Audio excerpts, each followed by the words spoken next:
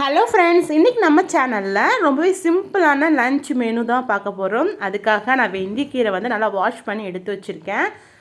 அதை வந்து நான் இன்றைக்கி வத்த குழம்பு செய்ய போகிறேன். வெந்தயக்கீரை வத்த குழம்பு.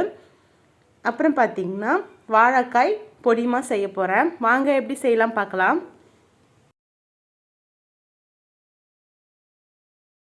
ஒரு 4 வாழைக்காயை வந்து இந்த மாதிரி முன்பக்கம் பின்பக்கம் ரெண்டுமே கட் பண்ணிவிட்டு நான் வேக வச்சு எடுத்துக்க போகிறேன். நான் வந்து இன்றைக்கி கடாயில் தான் வேக வச்சு எடுத்துக்க போகிறேன். பாருங்கள், இந்த அளவுக்கு வேக வச்சு எடுத்துக்கோங்க.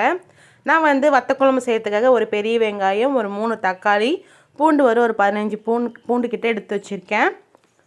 புளியும் வந்து தேவையான அளவுக்கு எடுத்து வச்சுருக்கேன். ஒரு நெல்லிக்காய் சைஸ் அளவுக்கு புளியும் எடுத்து வச்சுருக்கேன். வெந்தயக்கீரையும் எடுத்து வச்சுருக்கேன்.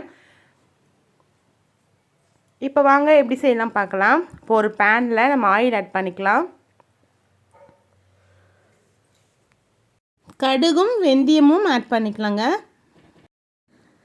ஆட் பண்ணியாச்சு. இது நல்லா பொரியட்டும். பொரிஞ்சதுக்கப்புறமா நம்ம எடுத்து வச்சுருக்க பூண்டையும் வெங்காயமும் ஆட் பண்ணிக்கலாம். இதுக்கு சின்ன வெங்காயம் இருந்தால் சூப்பராக இருக்குங்க இந்த குழம்பு. எனக்கு சின்ன வெங்காயம் போடலை, பெரிய வெங்காயமும் ஆட் பண்ணியிருக்கேன். உங்கள்கிட்ட சின்ன வெங்காயம் இருந்தால் இதே போல் ட்ரை பண்ணி பாருங்கள், சூப்பராக இருந்துச்சு. கருவேப்பிலை ஆட் பண்ணியிருக்கேன். இது நல்லா வதக்கி எடுத்துக்கலாம்.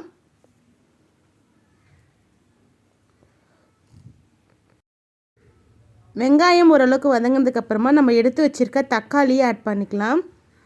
தக்காளியும் சேர்த்து நல்லா வதக்கி எடுத்துக்கலாம்.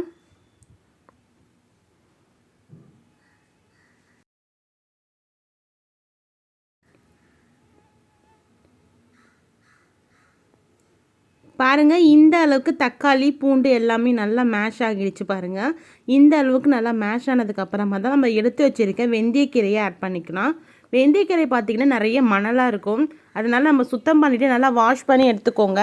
அப்போ தான் அந்த மணல் எல்லாம் போகும். 2-3 வாட்டி நல்லா வாஷ் பண்ணிக்கோங்க. வெந்தயக்கீரை போட்டு செய்யும்போது வத்த குழம்பு சூப்பராக இருந்துச்சு. கண்டிப்பாக நீங்களும் ட்ரை பண்ணி பாருங்கள். வெந்தயக்கீரையும் போட்டு ஓரளவுக்கு நல்லா வதக்கி எடுத்துக்கலாம்.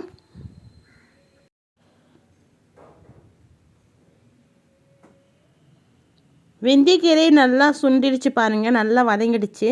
இப்போ நம்ம மஞ்சத்தூள் ஆட் பண்ணிக்கலாம். தேவையான அளவுக்கு மிளகாய் பொடி ஆட் பண்ணிக்கலாம். ஃப்ரெண்ட்ஸ், மிளகாய் பொடி ஆட் பண்ணியாச்சு. காரத்துக்கு ஏற்ப ஆட் பண்ணிக்கோங்க.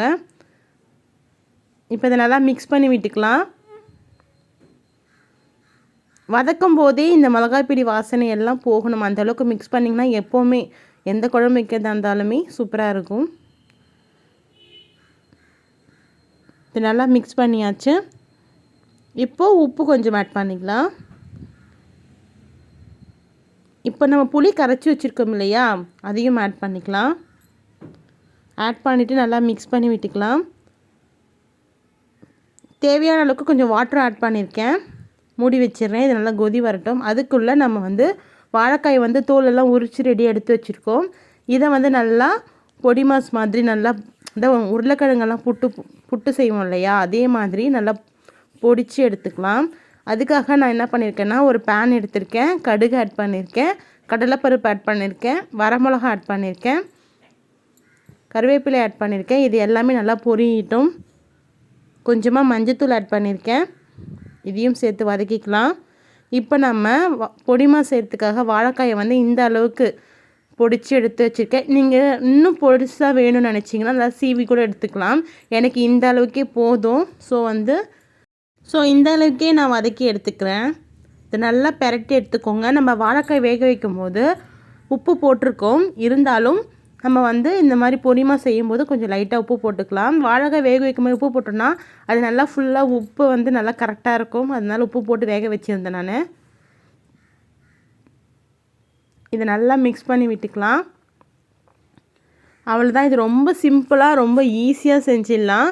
நீங்கள் குக்கரில் வேணும்னாலும் குக்கரில் போட்டு வேக வச்சு எடுத்துக்கலாம். பாருங்கள், நம்மளுடைய சூப்பரான வாழைக்காய் பொடிமாஸ் வந்து ரெடி ஆகிடுச்சு.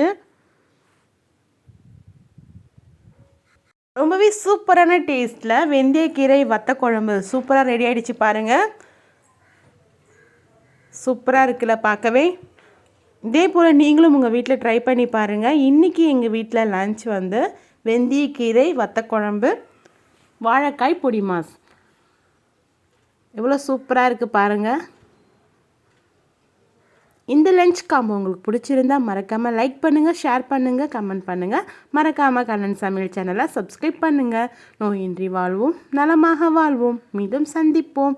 தேங்க்யூ ஃபார் வாட்சிங். கண்டிப்பாக ட்ரை பண்ணிவிட்டு எப்படி இருந்ததுன்னு கமெண்ட் பாக்ஸில் சொல்லுங்கள். தேங்க்யூ.